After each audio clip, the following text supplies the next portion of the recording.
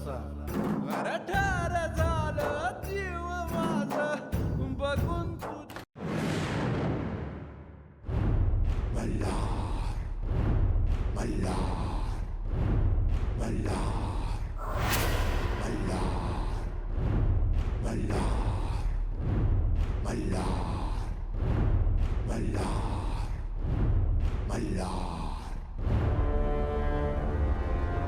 हे शस्त्र चालवण्याची वेळ आली आहे.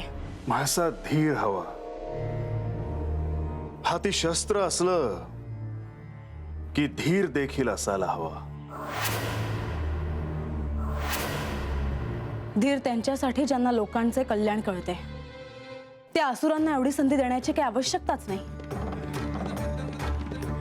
मला तर असं वाटतं आपण त्यांना उगाच इतकं महत्त्व देतो आहोत. एक घाव दोन तुकडे करण्याची वेळ आली आहे. आपल्या राज्यातल्या प्रजेच्या आणि पशूंच्या जीवाचा प्रश्न आहे. प्रधानजींनी सांगितल्याप्रमाणे आपल्या सैन्याने आत्तापर्यंत त्या दैत्यांना वेढा घातला असेल. त्यांची कोंडी झाली की ते क्षमा मागून पलायन करतील. हा समज लवकरच खोटा ठरेल. आणि म्हणूनच मी माझे शस्त्र नेहमीच सिद्ध ठेवतो. अनेक दिवसांनी त्याला देखील कार्य करायचे आहे. माझे म्हणणे एवढेच आहे की प्रजेला असं वाटायला नको की त्यांच्याकडे आपलं दुर्लक्ष होत आहे. मी माझ्या प्रजेला कोणतीही इजा होऊ देणार नाही. चिंता नसावी. मग लवकरात लवकर त्यावर तोडगा काढा. काय गोनोबा, अरे कशा पाय वाटतोय आज? अरे म्हणजे तुला काही ठावच नाही भाई? नाही काय झालं? अरे ते राक्षस वस्तीतल्या लोकांनी परत तरच द्या लागल्या ती. अरे काय सांगतोय? आणि मग राघोबा एक काम कर, बोल.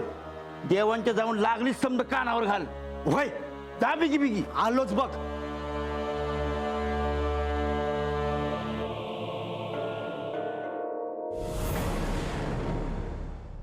तुम्ही एवढे घाबरलेले का दिसता आहात?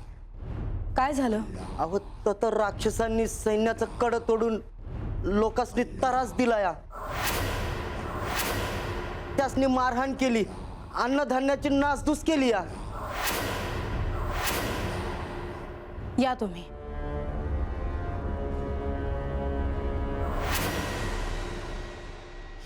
मी सांगितलं होतं ना, दैत्यांना शस्त्राचीच भाषा कळेल.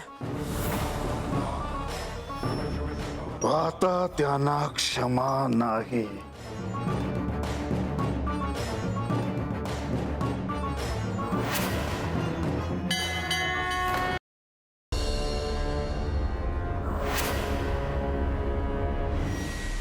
जेव्हा जेव्हा धर्माच्या पुनरुत्थानाचा प्रश्न निर्माण होतो, अधर्म बळावतो, तेव्हा तेव्हा त्याचा समूळ विनाश करण्यासाठी अवतार घेतला जातो.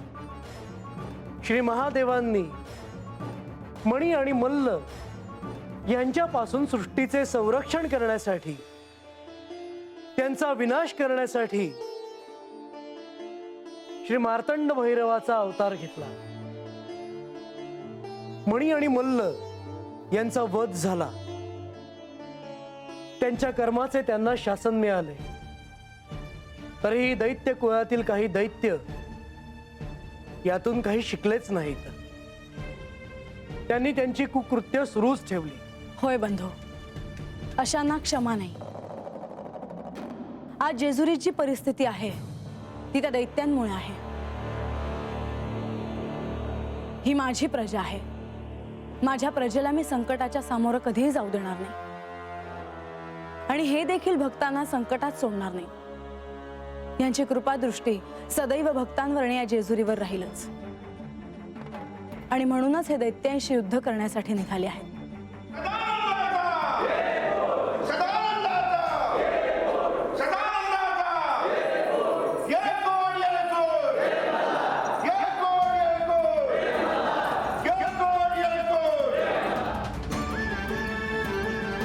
आता हे कोणत्याही क्षणी वनात पोहोचतील आणि कोणत्याही क्षणी युद्धाला प्रारंभ होऊ शकतो.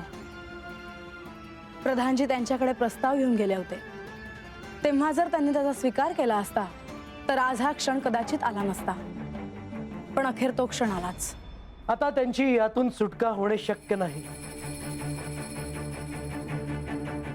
श्री खंडेराय त्यांना निश्चितच कडक असे शासन करतील.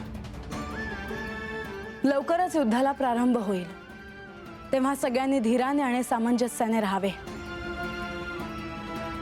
कोणालाही काळजीचे कारण निर्माण होणार नाही, कारण यांची कृपादृष्टी सर्व जेजुरीवर आणि भक्तांवर राहीलच.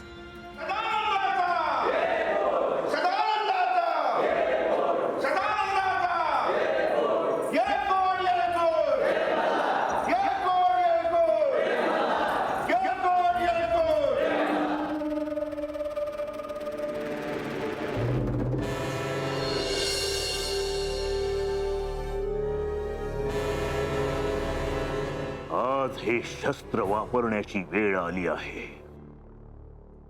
दैत्य कुळाच्या उद्धाराचे कार्य सगळे विसरले असले तरी मी विसरलो नाही. खंडोबानी साऱ्या दैत्यांना पाताळात पाठवले, पण मी हे युद्ध जिंकून भयभीत झालेल्या सगळ्या दैत्यांना पृथ्वीवर येण्याचे बळ देईन. मग मीच या दैत्यांचा राजा. तारणहार.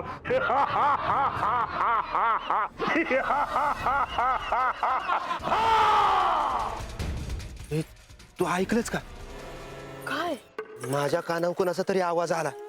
होतं काय? कोण बी नाही हात. हे कोण बी नाही. या आय तिला सांग की समजून तू आज. हा चल म्हणू माघारी. अरे आता कस काय समजवायचं तिला? आता ए बानू काय ग मावशी, हात कशा पाय थांबलीस? नाही नाही, वाईस म्हणले जरा दम खाऊया. अगं आता हात नग थांबाया, थेट चंदनपुरीला जाऊनच थांबू. चल.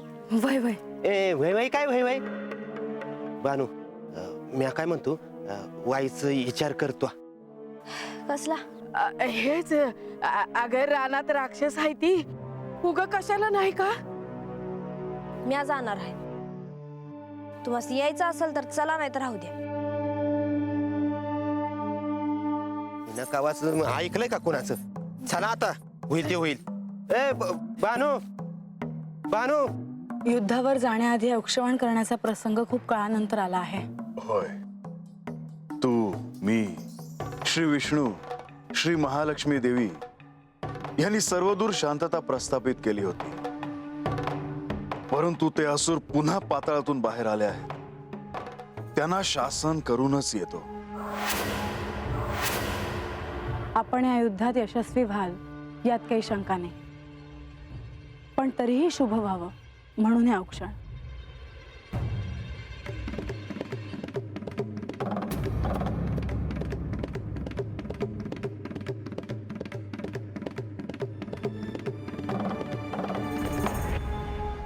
येतो मी.